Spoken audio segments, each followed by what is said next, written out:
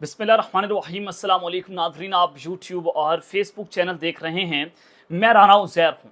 नाज़रीन, बहुत बड़ी खुशखबरी, बहुत बड़ी खबर, बहुत बड़ी डेवलपमेंट के पाकिस्तान की सियासत में एक बार फिर से जनाब मिठाइयाँ तकसीम होने जा रही हैं। जश्न का समा पैदा होने जा रहा है क्योंकि कैदी नंबर 804 की एक बार फिर से दबंग वापसी होने जा रही है। मैं कुछ बहुत बड़ी खबर आपके सामने आज ब्रेक करने जा रहा हूं कि इमरान खान की तमाम गिरफ्तारियां कलदम करार होने जा रही हैं। इमरान खान बिलाखिर रहा, जश्न शुरू हो गया है। अडयाला जेल में इस वक्त क्या कुछ चल रहा है और आज जिस तरह से जनाब बंद कमरों में जो खलबली मच गई है, एक फैसले ने आज पूरी की पूरी नैया आज डुबो के रख दी है। मैं बड़ी अहम तरीन तफसीलात आपके सामने रखने जा रहा हूं कि इमरान खान जो हैं अगले 24 से 48 घंटों में आपके दरमियान होंगे। तो ये मामला क्या है, इस हवाले से अहम तरीन तफसीलात आपके सामने आज के इस व्लॉग में रखनी है। और फिर दूसरी जानिब शरीफ खानदान आर्मी चीफ के पांव पड़ गए कि खुदा दा वास्ते हमें बचा लें, इमरान खान वापस आ रहे हैं। और फिर मरियम नवाज के शौहर ने खुफिया प्लान का भांडा फोड़ दिया है कि किस तरह से नवाज शरीफ शहबाज शरीफ जो है वो उनके जाके पांव पकड़ते रहे कि खुदा रहा हमें बचा लें। ये मामला क्या है, ये प्लान कहाँ पर तरतीब दिया गया। आज शहबाज शरीफ जो है वो किस तरह से लंबा लेटे हुए थे आर्मी चीफ के सामने, उस हवाले से आम तरीन तफसीलात आपके सामने रखूंगा। लेकिन अगर आपने चैनल को सब्सक्राइब नहीं किया, चैनल को सब्सक्राइब कर लें, बेल आइकन को दबा दें। आने वाली तमाम तर अपडेट्स आपकी खिदमत में बर वक्त पेश होती रहें।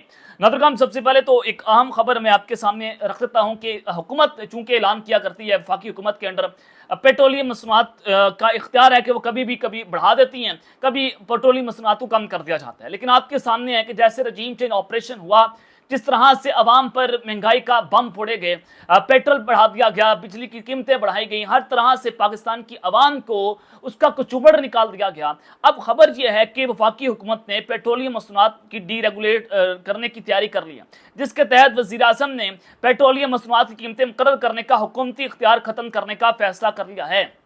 यानी कि हुकूमत के इख्तियार में ये सारा कुछ नहीं होगा। फिर जब पेट्रोल की कीमतें ऊपर जा रही हैं, 400 रुपये चला जाए, 350 रुपये पेट्रोल चला जाए, 300 रुपये ऊपर चला जाए, हुकूमत कहेगी कि हमारे पास तो इख्तियार नहीं है, हम तो ये सारा कुछ नहीं कर रहे।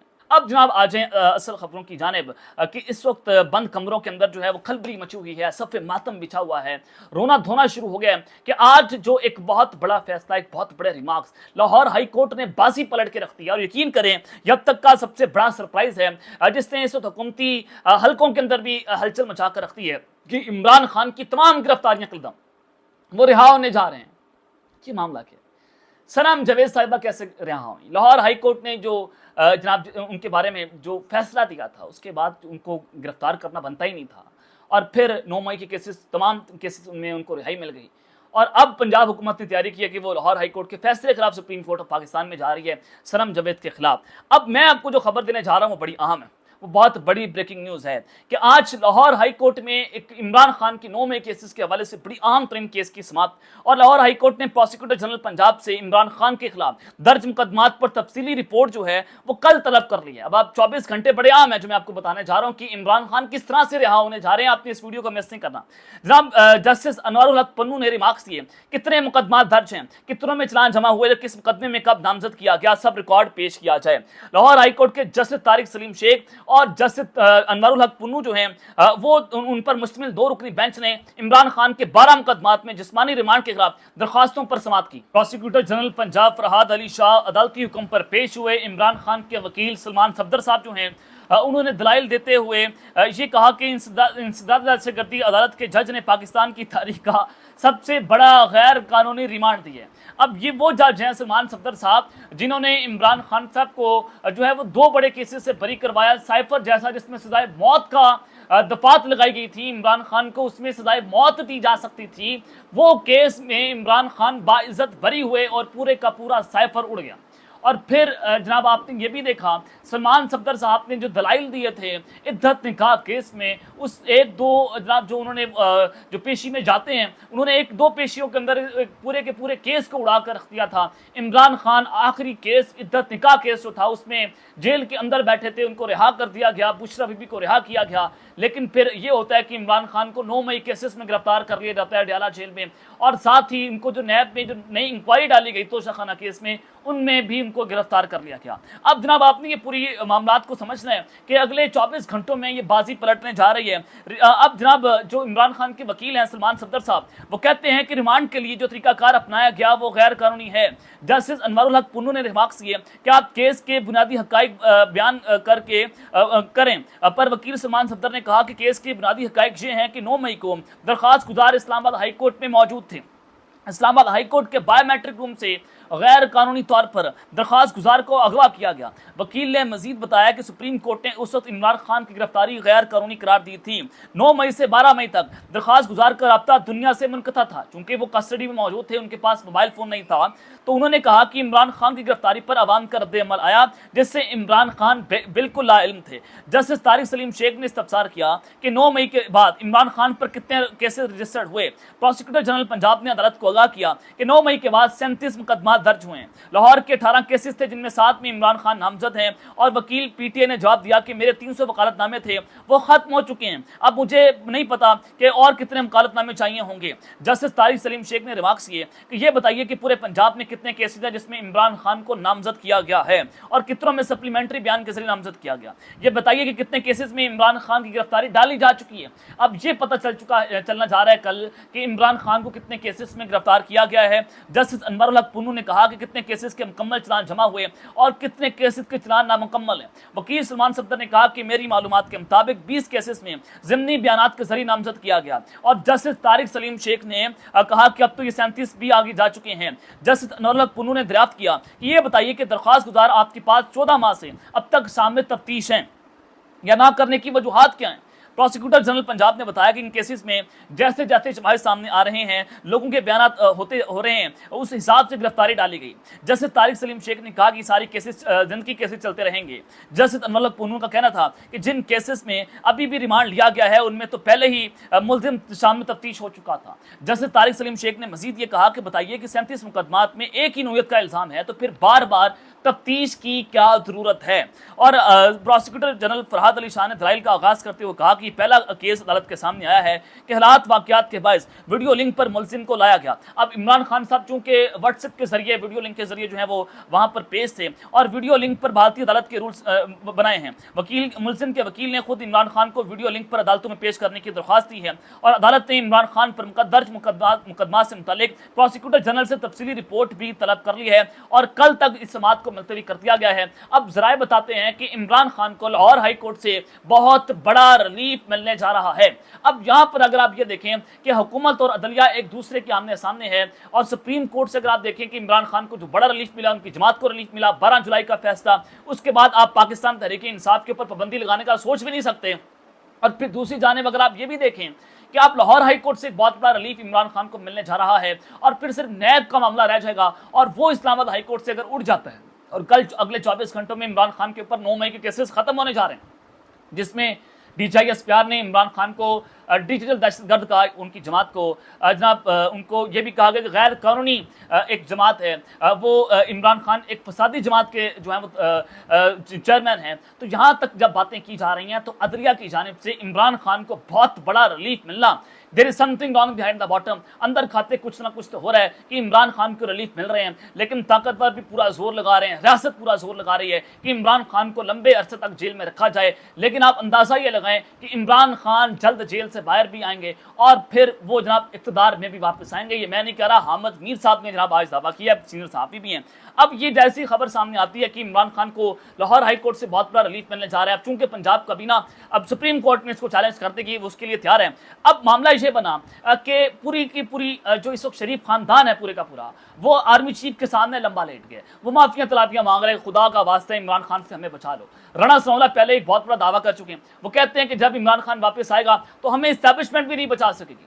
और फिर ये अंदर भी बात चल रही है कि इमरान खान आएगा फिर सीधी फांसियां देना शुरू कर देगा। बहुत सारे गैर सरकारी तर्जमान GHQ के वो इस तरह की बात कर रहे थे। अब इमरान खान पर आर्टिकल 6 और PTI के ऊपर पाबंदी लगाने के हवाले से जो बात हुई, आज वफाकी काबीना का अहम तरीन इजलास था, उसमें ताहाल फैसला नहीं हो सका कि इमरान खान के ऊपर आर्टिकल 6 या PTI के ऊपर पाबंदी लगाई जाए। 12 जुलाई का जो फैसला जब वो अगर आप सामने रखें तो आप सुप्रीम कोर्ट में कैसे ये दरख्वास्त लेकर जाएंगे कि इमरान खान के ऊपर या जनाब उनकी जमात के ऊपर पाबंदी लगा दी जाए। लेकिन آج کیسے شریف خاندان جو ہے وہ آرمی چیف کے سامنے لیٹ گیا، وہ آپ کے سامنے میں خبر رکھتا ہوں۔